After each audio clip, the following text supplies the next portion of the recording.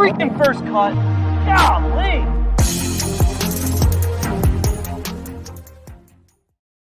Welcome to the First Cut Podcast. I'm Rick Gehman, and this is your round 3 recap for this week's AT&T Byron Nelson. And joining me to break it all down, it's Mark Immelman. Hey, Mark. Howdy, from deep in the heart of Texas. Apparently the stars at night are big and bright down here. Must go and have a look tonight before the weather rolls in. That's right. That weather is going to impact our Sunday tee time. So we're now going off split tees in threesomes. First tee time is 8 a.m. Last tee time at 10 a.m. So that means that streaming coverage will be on CBSSports.com, the CBS Sports app, and all of that for free starting at noon Eastern. Mark, let's just start there. Obviously, we're talking about some weather rolling in, a Sunday that might not feel like a normal Sunday on the PGA Tour. How do we think that might impact these guys out there vying for the Byron Nelson? Well, we're all hopeful that there won't be too much stopping and starting, but that was the decision made by the PGA Tour rules officials to go early, to go off split tees in threes, to give basically a day to get 18 holes done, because with the PGA Championship next week, we don't really have the luxury of holding guys here until Monday, because honestly, the weather forecast for the rest of the week is not that great anyway. So I think it's a good call. And as far as it pertains to the competition, I just probably think it's a better thing for a leader like a Sam Burns or a KH Lee or someone, who's in contention over there, because you get done with your media, you get home to the hotel, have a quick bite to eat, quick sleep, and then you're back at it. So instead of teeing off at like whatever it is, 2 o'clock in the afternoon Sunday, you're right back in the saddle. So there's not too much time to get into your own head. So I think from that point of view, it's a good thing for some of the contenders, certainly. Certainly not as much time to think about the 54-hole lead. If you are Sam Burns, he had his worst round of the day on Saturday, Mark, but it was a 3 under 69. He put an exclamation point on that round by birdieing 18, and he seems to me, even when he's not in complete control of his game, which there were some swings that we saw on Sunday that were a little bit loose, he is showing us that he is one of the better talents that we have on tour at the moment. Well, he always has been a great talent. I mean, left university after 2 years because he was that good and ready for the game, and made it through Q school at this very venue and won by 5 at second stage at tour school a year in McKinney, Texas. But the guy's got all of the weapons. We know that. And drives it long. He's a great iron player. He's underrated around the greens. David Toms is a mentor and a dear friend of his. And, of course, David Toms, major championship winner. Silky swinger, but one of the best wedge players and putters in all time, really. And you can see his influence on a young Sam Burns. And you say all of that, and then you look at Sam Burns, what he does now mentally, and how he approaches rounds of golf. And, the knock on him was always good for 3 rounds, not so good on his bad day. Well, today was his bad day he's had, and he got out there with 3 under 69. And that's one of the keys to winning events at any level of the game, but certainly on the PGA Tour. So that day that you aren't at your best, if you can skate by and get something under par, keep yourself in the mix, then you're on a winning wicket. And there's no doubt that 69 today with a closing birdie, that's gonna feel pretty good to Sam Burns as he lines up a Sunday charge at his second straight victory. That's the thing. We often talk about the second PGA Tour victory kind of being that validation victory, moving you from 1 to 2 of your career total. And for Sam Burns, looking to do that with just 1 week off in between back-to-back starts, Mark, would be incredibly impressive stuff to do for your first 2. And the confidence has got to be soaring. And then you've got a major championship next week and a big run of golf. You go to Colonial, and all of a sudden it's the Memorial, and it's Congaree, where he'll probably play well if he plays. And then you've got major championships. So, I mean, who knows? We're looking at a situation here where Sam Burns could be a potential Ryder Cupper, certainly a President's Cupper. And if he keeps climbing up the rankings and playing well like he is, I mean, it's going to be hard for Captain Steve Stricker and Captain Davis Love to avert their eyes, because this guy's he's got all the tools. The Chase pack led by KH Lee. He will be one back in the final group on Sunday. It was a Saturday 67 mark. And you start to look at, the season that KH Lee has had. And he's popped for a round here, around there, but hasn't put a whole lot together for all four. Only one top 10 finish this season. That was his runner up back at Waste Management. Mm-hmm. I got to see him play about 12 holes or so Friday at Quail Hollow last week. And it was a horrid day. The winds were blowing hard. That golf course was difficult.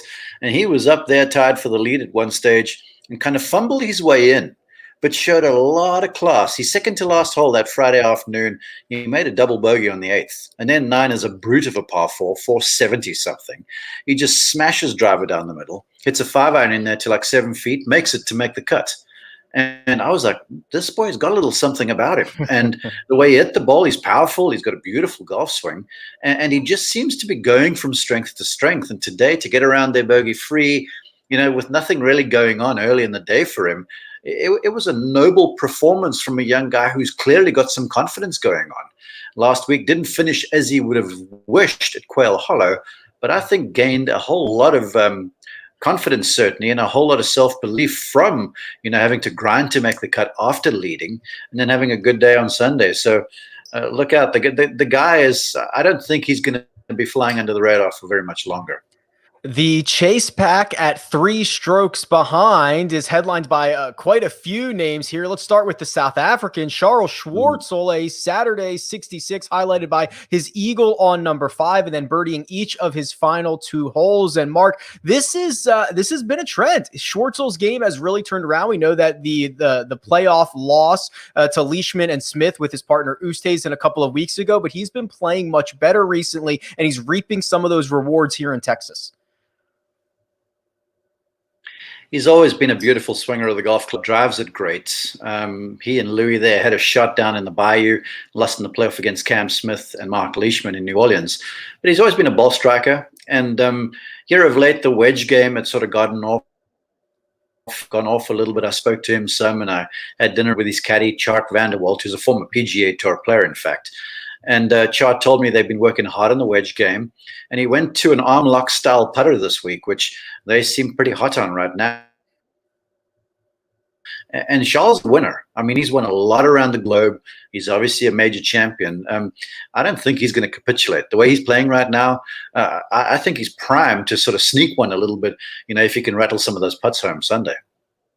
This would not be a First Cut podcast if we did not discuss Jordan Spieth, a Saturday 66, and he did it again, Mark. He makes eagle on 18. I thought that the wheels got a little bit shaky. He bogeys 15, he bogeys 16, then he steps up to 18, and again, he is this time just off the green in 2, and he's able to knock it in to get everybody standing up in those 18 green grandstands and keeping himself in the mix going into Sunday. There's something mystifying about him. I mean, I was on the call Thursday when he made that seagoer for eagle on the final green, and everyone went bananas. And today I had him on the call, and he got off to a slowish start and then made a nice birdie on 6, and that sort of kicked off a bit of a run. He had some quality shots, but putted beautifully. And then almost incomprehensibly hits a 7-iron into a bunker on the right side of 15, straight downwind. I mean, it's the kind of shot that I would expect, certainly not at Jordan Spieth. And he makes bogey there, and then has the silly 3-putt on 16 after hitting a gorgeous 6-iron. And you're right, all of a sudden I'm like, oh, wait a seckie. And then he makes a good putt from about 7 feet on 17 for a par save. And then 18, it was vintage Spieth. He was in between clubs over there, vacillated back and forth. The wind was sort of swirling and blustery, and just pinned this 4-iron in there, unlucky to go through the back of the green. But you almost sort of got the sense. It was weird because he was walking up the fairway with his lofted wedge in hand. I call it Excalibur because he's so good with the thing. And he got there, took a look at the lie, went back to the bag, put the wedge away, and grabbed the putter. And I was like, this is interesting because the Zoysia grass, you can't really predict how the ball comes through there. But he hit this thing perfectly, and it toppled in at the last gasp. And I got to tell you, it was, for having been involved with COVID golf and no fans for the longest time, it was raucous on that 18th green when that thing went down. It certainly looks that way on television as well. A familiar name, Matt Kuchar's in that chase pack at 17 under. And there is a great stat for Kuchar this week who has played. He's played in Texas a ton. He has 18 top 10 finishes. It is the most mark of any golfer without a win in the Lone Star State since 2000. So that's just him constantly playing good golf, constantly being in contention, but yet to hoist a trophy in the state of Texas. Well, it's kind of Kuchar's MO, isn't it? I mean, if you had to count up total top 10s throughout the career, I think he'd probably top that list too. But I watched him some in practice on Wednesday, and the par 3 15th, where they were hitting 7 irons and such today, it was into the wind and it was cold. And he had a hybrid in there, had his coach Chris O'Connell close by, and he had a hybrid in there to about 5 feet into the wind. And I was like, whoa, this guy's got a little something going on here. And let's not forget, he made a deep run in Texas in the match play a few weeks ago down in Austin. So clearly he's comfortable around here, and he's got a beard on the golf swing, and he just looks so comfortable. And he's in a place where, you know, he's not going to blow your hair back if you're watching him play, but just he stacks birdies upon birdies, and he hits the ball the right distance, and all of a sudden he's put 66 or 65 on you. But I do feel like the way Burns is going, that's probably what it's going to take tomorrow. So he'll have to bring his best stuff. The final man in that chase group at 17 under is Alex Noren. He lost ground on Saturday. He shot a 2 under 70. It was an eagle on 5. It was a birdie on 18. Those were his highlights, and he has just one of the most bizarre rehearsal swings I have ever seen in my entire life, Mark. And it seems to get more drastic and more exaggerated every time I see it. Yeah, there's a big difference between feel and real. This is the golf teacher in me talking. And for as long as I can remember, Noren's had that rehearsal move. But, you know, he's a heck of a ball striker and has won a lot of big tournaments. Went to college at Oklahoma State, so he can do wind. And I was sort of somewhat surprised that in the final group today, he didn't build on that a little bit more. But you never know what's going on there in that final group. If things start going awry, all of a sudden the hole starts looking a little bit smaller. But the truth of it is, he's 17 under par, so he must be playing well. So that means you get to, maybe today was his bad day and he shot a couple under. So he kept himself, like we said about Burns, in the mix, and then you get busy tomorrow. So I'm still waiting for Noren to win here in the United States. He's had a shot at Torrey Pines before, and I think he's primed because the game over recent weeks looks like it's trending. We are going to pull up the William Hill big board and take a look at the odds. But first, we're going to take a quick break and hear a word from our partners. And we're back. All right, Mark, it is Sam Burns, of course, that William Hill has pegged as the pretty significant favorite. He's plus 138, closing in on even money to win the AT&T Byron Nelson with a one-shot lead over KH Lee. It's Jordan Spieth, who is the next shortest odds. He's 4.5 to 1, and he's 3 shots back. And then you get KH Lee at 5 to 1, and Schwarzel and Kuchar rounding out the guys at 10 to 1. As you look at this, as you feel what you're seeing out there on the golf course over the week, how do you think this one plays out on Sunday? Well, you got to forgive me because I'm not a leaderboard watcher, and I was out there with Spieth, so I don't even know what Burns' total score is. So tell me that, and then I'll give you my answer. He's at 20 under, so he's 3 clear of Burns. Or 3 clear of Spieth, excuse me. Dokey. Yeah, well, he's 3 clear. He's learned how to win. What he did at the Valspar on a difficult golf course, that was very impressive, shooting 2 under 69 the final day in difficult conditions. And I think he's now learned. And now, more than anything else, he also believes, because he's proved to himself he can slip the thread through the needle and finish the job. So I would expect Burns to close this one out. And just with his power, you know, he's going to get really handsome looks at birdies on the 5s. And then he's long enough to get a few short irons in here. So I figure he goes out there and puts 5 under on the board, gets to 24 or 25, and that should be enough. That should be enough. I'd like to see that Spieth and Burns heavyweight battle over the course of Sunday, but you're going to have to go out and earn it one way or another, and we will be here after round 4 to break it all down. But for now, let me thank producer Jacob. He does all the hard work behind the scenes. Let me thank Mark Immelman, who you can find on Twitter at Mark_Immelman, and you can find me at Rick Run Good. This has been The First Cut, and we'll catch you next time.